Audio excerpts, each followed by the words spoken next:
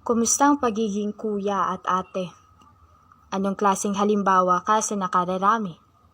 Ate, ang ganda mo ay kabigha-bighani. Kuya, ang astig ng forma mo, mas lalo kang gumagwapo. Ako ay saksi sa pagbabago ng babae. Mas matapang na ngayon. Di na basta-basta nagpapaapi.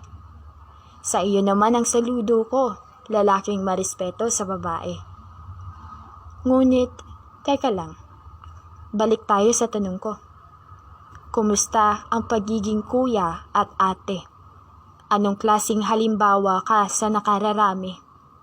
Lalo na sa mga batang iniidolo ay kuya at ate. Naiisip mo pa ba sila? O abala ka na sa pagpapayabong sa iyong sarili? Magandang mukha pero bastos ang bunganga. Magaling makitungo sa iba pero pagdating sa pamilya, deadma. Ang tapang hindi na nailugar, minsan resulta ay swapang at hindi lahat ng astig ay astig. Nais ko lang iparating mga kuya at ate.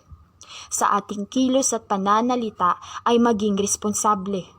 Maging mabuting halimbawa sa mga bata na sa iyo ay nakatingala.